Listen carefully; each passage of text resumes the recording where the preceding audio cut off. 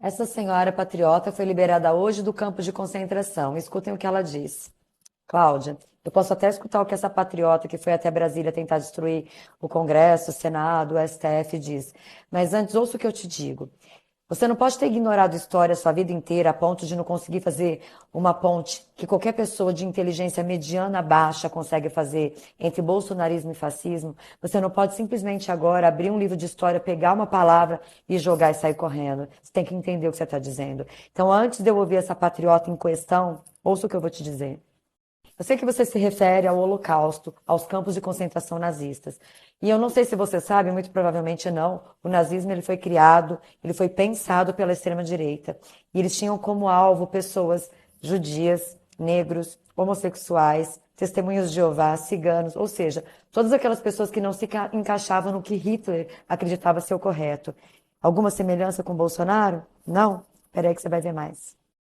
Deus, pátria e família. Você já viu isso da boca de alguém? Pois é, o Bolsonaro pegou essa linda frase, esse lindo slogan, da onde? Dos movimentos fascistas e nazistas. Não, e não foi Bolsonaro que importou esse tema diretamente da Itália, da Alemanha para cá. Esse tema veio parar no Brasil em 1930, durante o integralismo. Deus, pátria e família serve como ponto de partida para entender as propostas do movimento que ficou conhecido como fascismo brasileiro. Eu sei que você não sabe nada de história. Sabe quem mais sabe que vocês não sabem nada de história? Bolsonaro. Porque ele protagonizou cenas, verdadeiras imitações de cenas fascistas e nazistas durante todo esse tempo, assim, na cara de vocês. Sabe por quê? Porque eles sabem que vocês não ligam lé com cré. Eu sei que para vocês que odeiam um livrinho de história, isso aqui é só um adulto ridículo tomando leite numa live. Mas para quem conhece a história, isso foi uma aberração. O leite era utilizado por Hitler como símbolo de supremacia branca, de pureza. Então os adultos tomavam leite para mostrarem que eles eram a favor da supremacia ariana, da raça branca. Isso foi representado inclusive num filme do Tarantino, Bastardos Inglórios. Nessa cena aqui, ó, esse coronel chega numa casa de franceses e toma um copo de leite antes de exterminar toda a família. Os passeios de moto de Bolsonaro são uma imitação clara do fascismo de Mussolini. Ora ele copia Hitler, ora ele copia Mussolini. Que exemplo, não? Lembra daquela cena ridícula do Bolsonaro pulando no mar em Ubatuba em plena pandemia, provocando aglomeração? Pois é, já era ridícula por si só. Agora ela se torna mais ridícula ainda quando você sabe que ele também estava imitando Mussolini. Pois é, eu lembro que na época eu fiquei assim, chocada, duplamente. Novamente Bolsonaro, repetindo uma cena grotesca, ridícula, que Hitler protagonizou há anos atrás. Qualquer semelhança não é mera coincidência.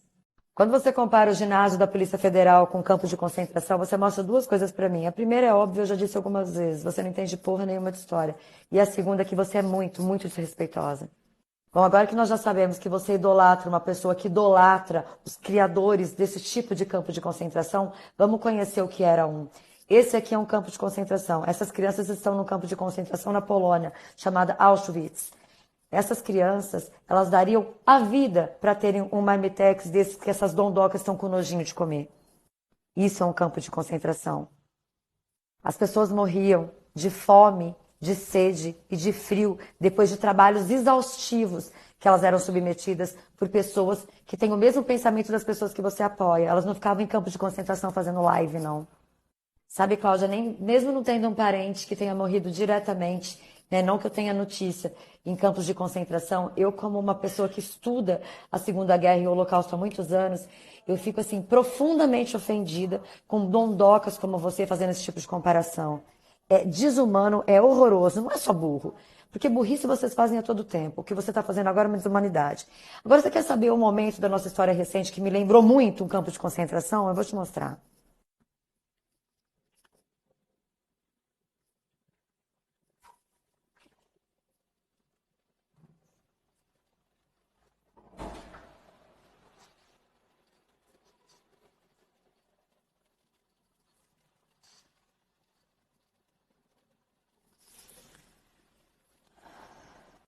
Essa é uma das cenas, das piores cenas de horror que nós vimos aí durante esses 4 anos de governo Bolsonaro.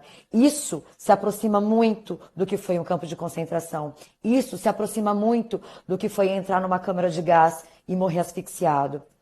O seu Genivaldo morreu na mão de uma polícia agressiva, respaldada por um presidente racista, que deu à polícia o poder de decidir entre vida e morte de pessoas pretas, de pessoas com deficiência física, de homossexuais.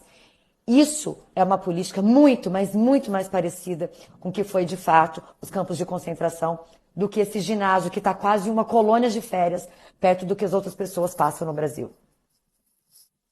Tem um grito de guerra que a gente sempre faz nas manifestações que é o seguinte: se não pode com a formiga, não atiça o formigueiro.